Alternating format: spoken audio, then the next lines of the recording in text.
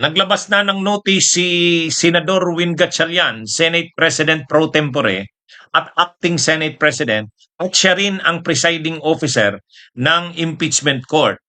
O ngayon mga kabunyog, talagang tuloy na ang impeachment ni Sara kahit mayroong kaguluhan sa Senado, naglabas na ng notice. Kumbaga pinaalam na ah, ni presiding officer o Win Gatchalian sa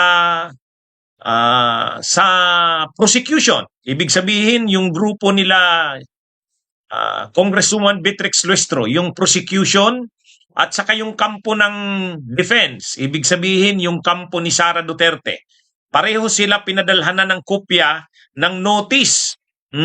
Yang nakikita nyo mga kabunyog, dyan sa pinapakita ko, Republic of the Philippines Senate Impeachment Court in the matter of impeachment of Vice President Sara Zimmerman Duterte, notice of pre-trial conference. O yun mga kabunyog, talagang tuloy na ang impeachment ni Sara. Kahit magulo, may kaguluhan pa ang Senado, ginagawa ng kampo ni Win Gatchalian na hindi maapektuhan ang impeachment. Nakita niyo mga kabunyog, yang sa baba, nakapirma sa ibaba, Honorable Sherwin T. Gatchalian, presiding officer. Yan Kaya ito mga kabunyog, nagpapakita ito na talagang si Senador Win Gatchalian ay ina-assert niya na siya ang magpipreside sa impeachment court. Kaya naglabas na ng notice. Kumbaga pinadalhan na ng notice ang kampo ni Sara Duterte, gayon din yung mga prosecutors pinadalhan rin ng kopya na sa June 18 ay pre-trial conference na. Yan mga kabunyog. June 18, pre-trial conference. Obligado silang umattend. Kung hindi man a-attend si Sara, yung mga abogado niya. Yan yung mga kabunyog.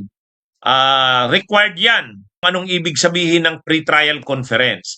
Pero, ang importante dito, yan po nakita nyo, notice of pre-trial conference, pinadalhan na po ang kampo ni Sara Duterte, pinadalhan na rin ang prosecution. So, ito mga kabunyog, importante ito kasi ibig sabihin yan, paghahanda na yan para sa trial. Kasi magkakaroon ng trial, magi-start na ang trial, yung trial proper talaga yung hearing na talaga. Yung paglilitis na talaga ni Sara, July 6. July 6 ang paglilitis. Para mapabilis ang trial, kaya ginagawa ang tinatawag na pre-trial conference. Ang pre-trial conference ay naka-schedule sa June 18. June 18. Okay?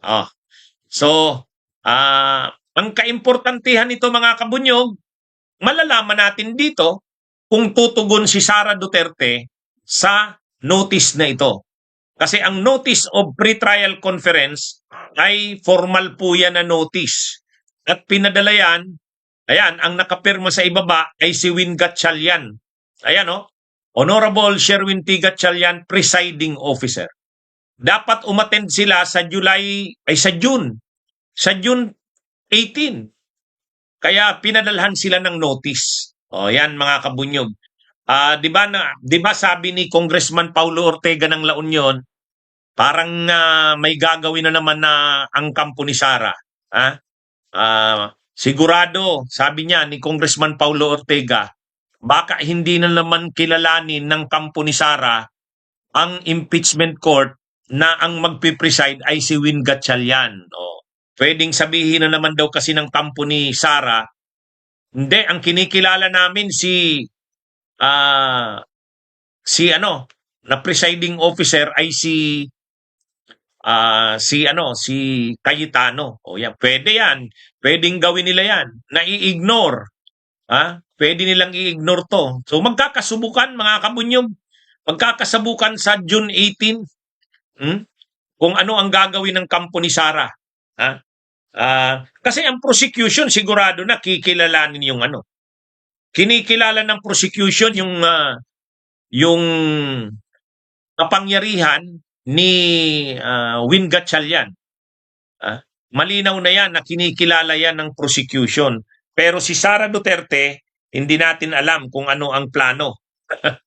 Kaya ano ba itong pre-trial conference, okay? Pag-usapan natin itong pre-trial conference. Ano bang mangyayari dyan?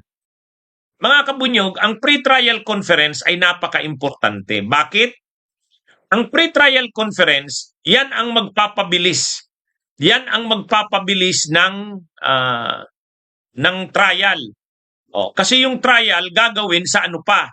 Sa July 6. Yung trial proper na yan. Pero, kinakailangan sa trial, unang-una, bago ang trial, kailangan munang malaman. Yung kampo ni Sara ang tawag defense. Yung kampo nila Beatrix Listro, yung mga kongresista, prosecution ang tawag doon. Prosecution. So, ang prosecution may mga ebidensya, may mga testigo rin. May mga testigo silang ipipresent, mayroon din silang mga ebidensyang ipipresent. Ang defense, mayroon din silang mga testigong ipipresent. Mayroon din silang mga ebidensya. Ngayon, dapat sa pre-trial conference sa June 18, sasabihin na ngayon ng prosecution, sino-sino ang mga testigong ipipresent nila. Si Trillanes, si Madriaga, sino-sino pa. Dapat i-provide na yung lista. Hindi naman pwedeng malalaman yung mga testigo doon na lang sa trial. Hindi.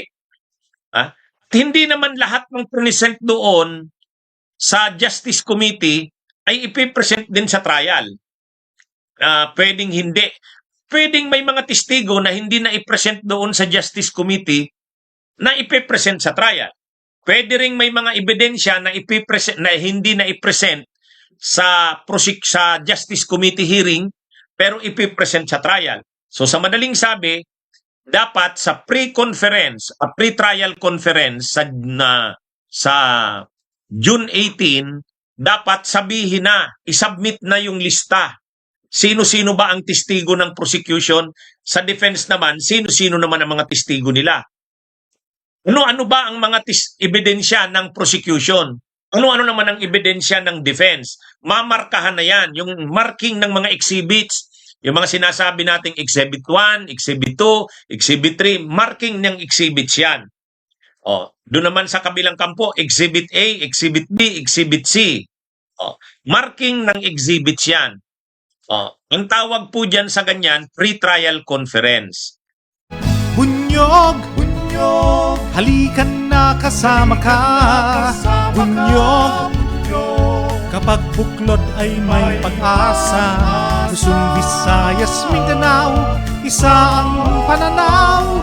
Sa bagong Pilipinas ang bunyog isisigaw. Bunyog.